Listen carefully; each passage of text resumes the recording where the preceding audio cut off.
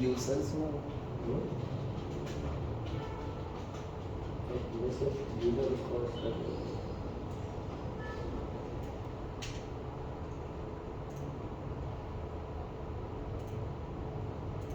Data dot users users data dot users ठीक है तो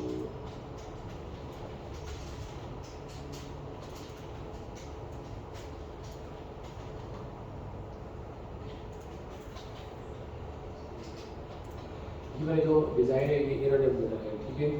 ये वाला हाँ नहीं ये कौन सा ये चार्ट चार्ट आर्ट चेस किया ना एक सिंपल ये पढ़े हुए हैं गूगल पे मेरे ख्याल होगा ना कि ये CSS चार्ट्स यहाँ से जाके और जितने भी स्टेट्स में आ रही है बैकेंड से उसमें हमने APIs बनाई थी ना APIs बनाई नहीं थी APIs सिर्फ एक एक्स्ट्रा चीज़ से की थी यहाँ पर गेट ऑल प्रोडक्ट्स यहाँ पर सिंपल क्या लिखा प्रोडक्ट्स डॉट लेंथ उसको टोटल काउंट सेव कर देता और सेंड कर देता है टोटल काउंट भी भेज देता इस तरह गेट ऑर्डर्स में और गेट यूजर्स में तीनों में काउंट भेज जाए और उनको ला के फ्रंट एंड के ऊपर इन बार्स के अंदर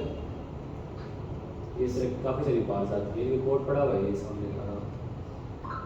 ठीक है वैसे ये मैंने तो डायरेक्ट प्रोडक्ट्स डॉट लेंथ ही यूज़ की डॉट लेंथ यूज़ किया हुआ है ना नहीं फ्रंट एंड पे ये टोटल काउंट का यूज़ किया नहीं वो तो टोटल काउंट नहीं वो सही वो products dot length total count में ना हमें बैकेंड से मिल रहा है ना ठीक है तो उसको अगर टोटल काउंट हमें देखना हो तो हम किस तरह से लिखेंगे उसको डॉट लॉग भी आ रहा है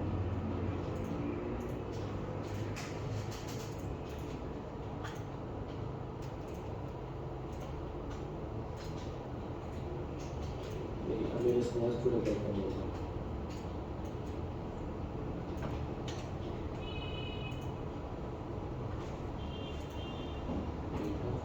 ये आ गया जो हम बैकेंड से सेंड करें वो ये आ गया सर मैंने इसका रिस्पॉन्स डॉट डेटा तो वो तो आप इस तरह भी यूज़ कर सकते हो क्योंकि बैकेंड पे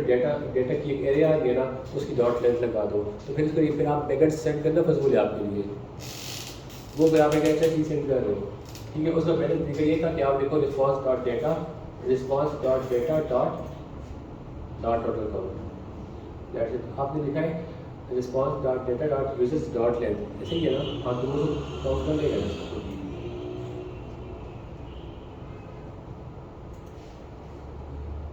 सही है और ये हमारा यहाँ तक हो गया उसके बाद और ये चीज़ आज मेरा लास्ट क्लास है ना बल्कि मेरे ख्याल से नहीं कंफर्म लास्ट क्लास है तो आप लोगों ने नेक्स्ट जब मतलब ईद के बाद आओगे तो तब तक आप प्रेशर ना करना ईद जाके अच्छी तरीके से गुजारो एंजॉय करो उसके बाद मतलब ईद के एक हफ्ता या 2 हफ्ते उसके बाद कब बन रहा है वो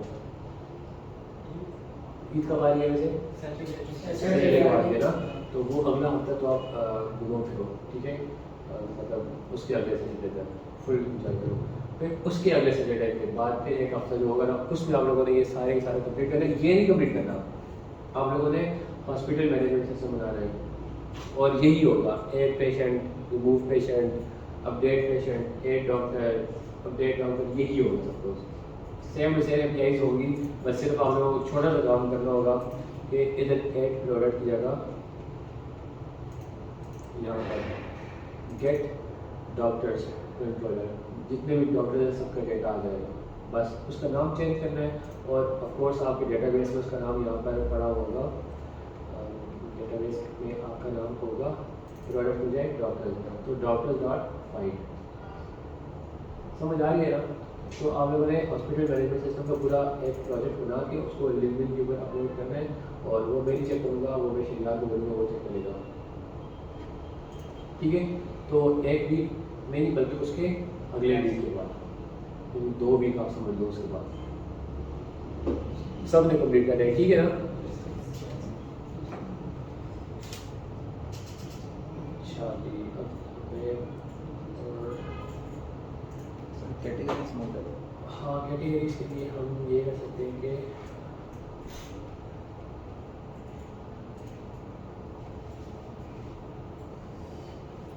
प्रोडक्ट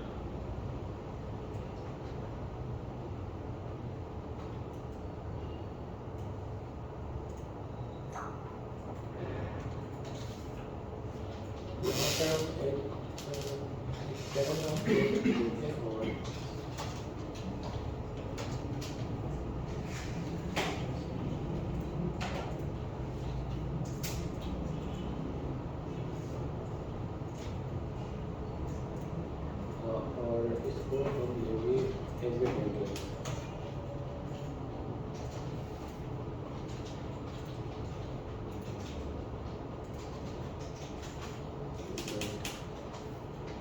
ठीक है, और यहाँ पर सर इधर से ये डायरेक्ट अगर हम इनपुट फील्ड बना रहे हैं यहाँ पर जी, जब इसको क्लिक करें तो आगे इनपुट फील्ड ओपन हो जाएगा, ऐसे ही डायरेक्ट ओपन हो। नहीं, असल में ये हो सकता है कि मैं चाह रहा हूँ कि जब उसके बाद सीट आए तो यहाँ पर नीचे बटन हो क्रिएट मोर कैटेगरीज का, बिल्कुल उस पर क्लिक करें तो वो इनको बन जाए, है ना, वो ज़्यादा नहीं लगेगा। लेकिन फिर ऑप्शन के अंदर क्या हो सकता है, लाइक ऑप्शन तो ये आ रहे हैं, ऑप्शन तो हम यहाँ पर इधर से हम बना इस एरे में से यहाँ पर ये कर सकते हैं तो वो अल्टीमेटली यहाँ पर रिफ्लेक्ट हो ही जाएगा क्योंकि वो तो एक ऑप्शन सेट हो जाएगा, वो तो एक वैल्यू चली जाएगी ना उसके पास, हमें यही पर यूज़ करना पड़ेगा। तो यहाँ से फ्रंट एंड हमारा अपडेट होता जाएगा उससे। नहीं, देखो बैकेंड में तो हम सिंपल एक स्ट्रिंग ले रहे हैं ना। अब जो मेरे माइंड में आ रहा है वो ये आ रहा है कि अगर हम यहाँ पर इनपुट से कुछ चीज़ भी या कुछ भी इनपुट से कुछ चीज़ लेके ई डॉट टारगेट डॉट वैल्यू की हेल्प से हम इसके अंदर पुश कर लें, इसके अंदर एरे के 4 मेथड होते हैं ना, पुश पॉप शिफ्ट और अनशिफ्ट, 4 मेथड होते हैं ना, ये एरे मेथड होते हैं ना।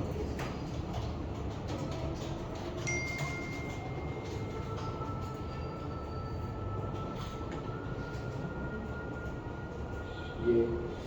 पॉप पुश शिफ्ट और अनशिफ्ट। पॉप का मतलब होता है लास्ट में से कुछ रिमूव करना, ये पता नहीं स्टार्ट में भी कंफ्यूज करो। पुश का मतलब होता है उसमें कुछ डालना स्टार्ट से आगे से, इस तरह अनशिफ्ट का मतलब होता है हाँ अनशिफ्ट स्टार्ट में उसको ऐड करने से होते हैं और पुश लास्ट में ऐड करने से होते हैं, तो वो कोई भी यूज़ करने से फर्क नहीं पड़ता कि स्टार्ट में ऐड करें, तो हम वो यूज़ कर सकते हैं यहाँ पर इनपुट से। ठीक है, समझ आ गया। मतलब ये है कि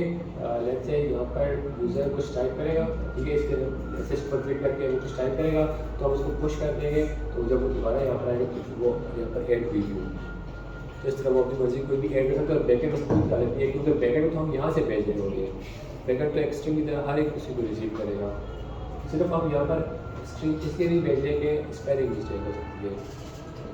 समझ आ रही है आप? तो अब हम एक वैसे इनपुट के लिए यहाँ पर ये इसको टेस्टिंग के लिए करते हैं, मैंने खुद करते हैं लगा वो तो अभी लिखे लगा देंगे। हम एक इनपुट लेते हैं ये वाली इनपुट लेते हैं,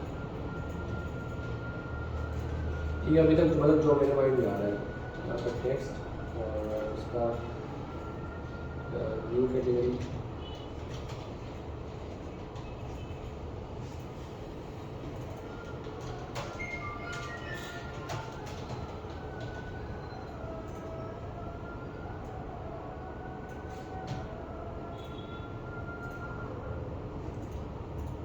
कैटेगरी इसकी जो भी वैल्यू आएगी, ठीक है, लग से आप वापस करेंगे तो,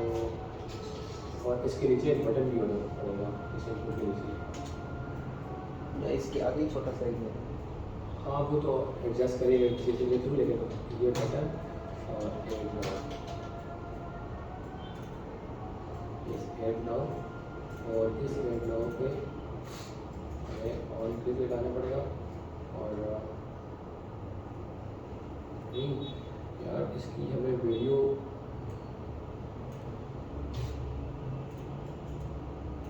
पहले एक्सटेंड कर न्यू कैटेगरी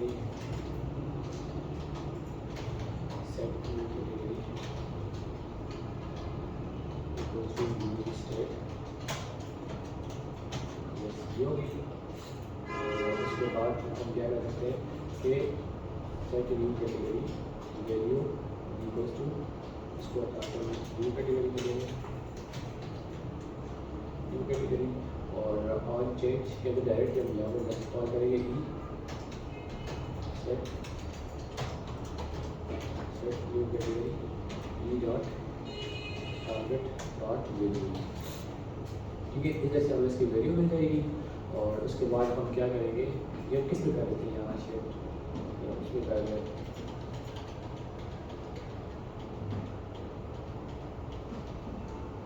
इसमें करना था ना,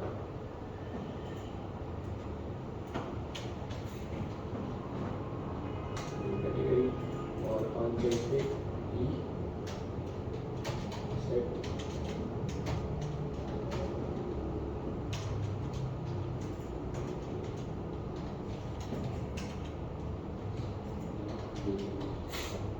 समझ आई। तो अब हमें करना क्या है कि हमें क्या करना है, पहले तो इसकी क्लिक लगाते हैं, इसके बाद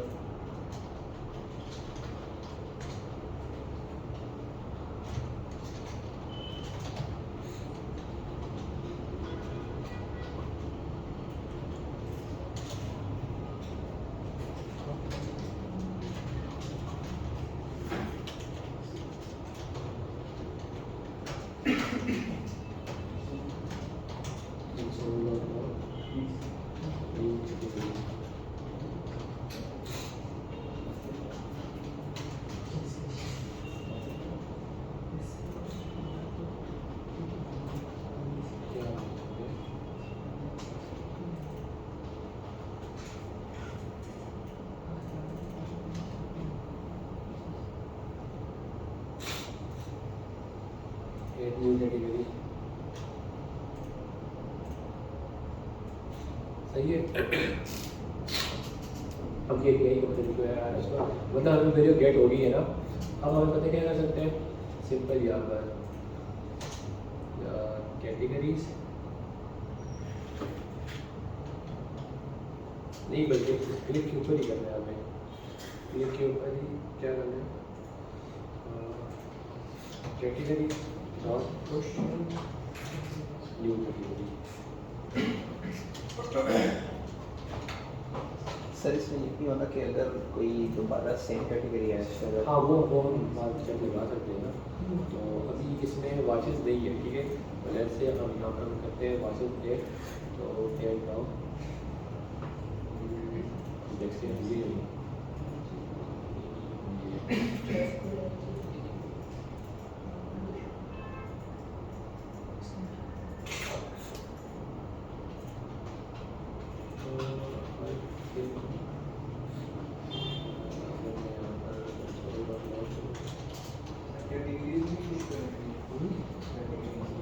कैटेगरीज एरे डॉट पुश, ये वाली कैटेगरी इसे पुश करना है, कैटेगरी डॉट पुश।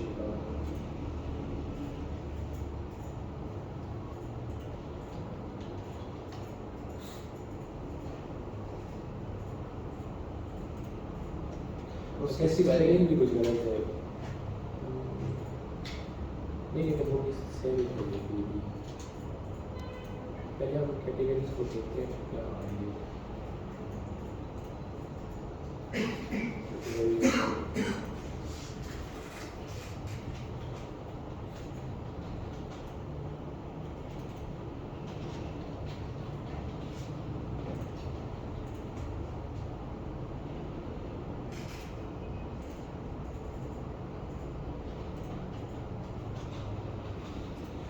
वो सब कुछ होता ही नहीं है। एक बार यहाँ पर कंसोल डॉट लॉग को भी देखते हैं,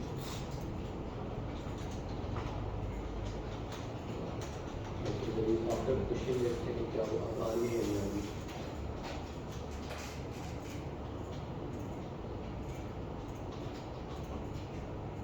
यहाँ पर आ रही है लेकिन वो रिफ्लेक्ट नहीं हो रही है यहाँ पर। हो सकता तो कुछ के अंदर अपना उसका हो कि अगर वो पहले से वाचिस पहले से हो तो वो उसको ऐड में करता ये चाहे इसमें आ रही है ना, इसमें आ रही है, देखो कंसोल पे तो आ रही है, मेरे साथ ही बात हो रही है।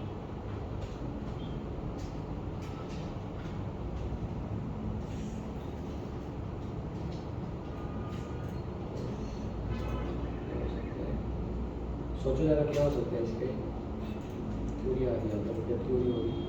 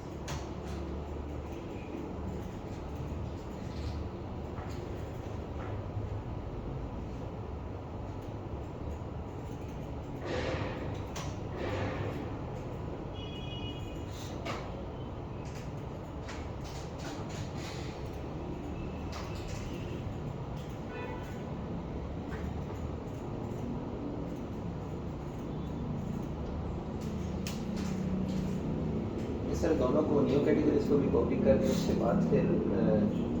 Categories equals to copy category.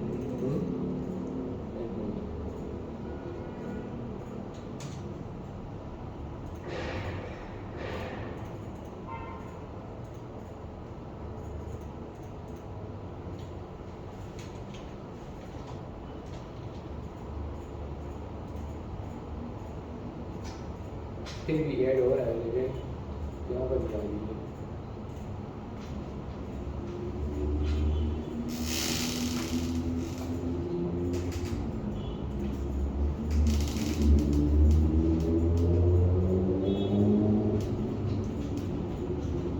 और ये API का एरर बार बार इसलिए है क्योंकि हमें इस फॉर्म के बाहर लेते हैं इसको इनपुट को, तो ये तो हम खुद पर्सनली रिमूव करेंगे ना, इस तरह नहीं करेंगे। तो ये तो वो है, लेकिन चलो इसको ChatGPT की पूछते हैं।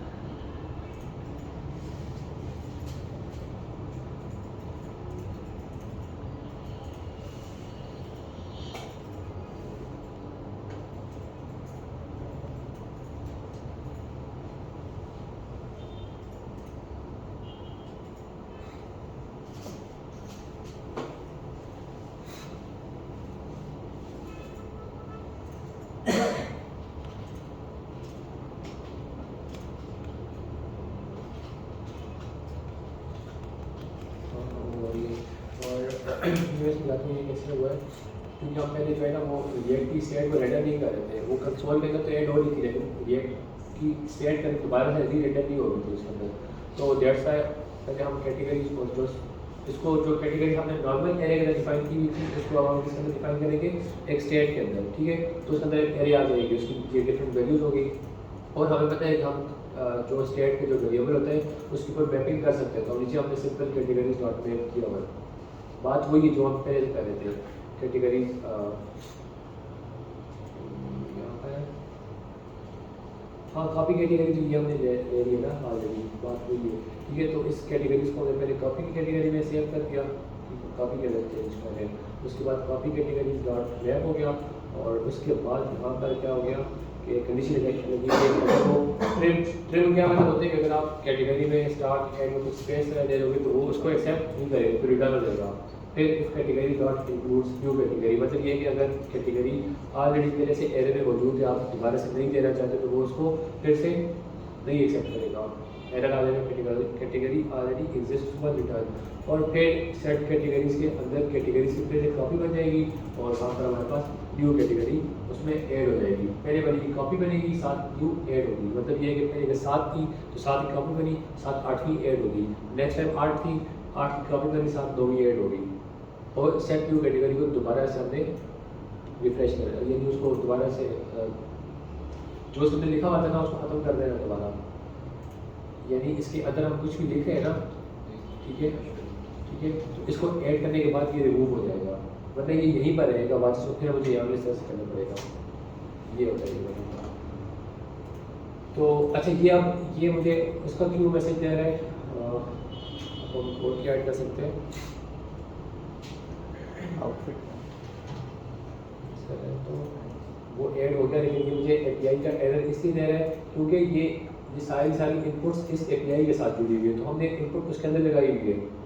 तो ये कैटेगरी वाली इनपुट और बटन को उठाने हमें और इसके बाय करते हैं तो फॉर्म के यहाँ पर आएगा। तो अब हम क्या कर सकते हैं, ये तो अच्छा नहीं लग रहा है यहाँ पर, फिर हम जो कर सकते हैं वो यही कर सकते हैं कि इसका डिज़ाइन चेंज करना पड़ेगा, हमें बटन्स को उठा के बाय करना पड़ेगा।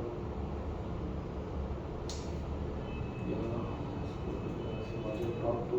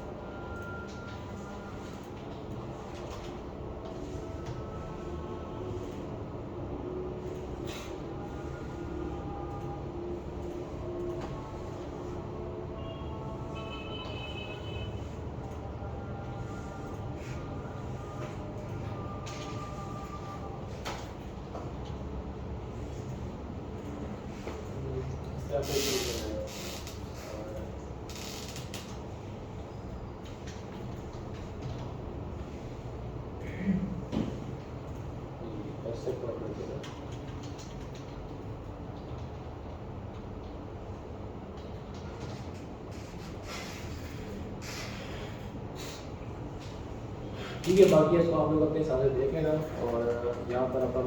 ऑलरेडी कितनी ऐड कर चुके हैं, शूज़ भी ऐड हो गए और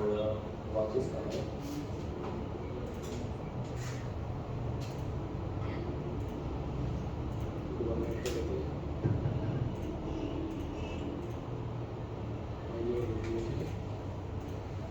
और यहाँ पर बाकी आप चीज़ें करके उसको एक टॉयलेट कर दे तो वो हो जाएगी। क्लियर हो गया। ये अभी आप लोग इसको लोगे, इसमें थोड़ी सी चीज़ें रहती है वो हम इंशाल्लाह इसकी बात करेंगे, लेकिन आप लोगों ने अपने प्रोजेक्ट के ऊपर काम करना है after 1 week of Eid, after 1 week of Eid, ठीक है।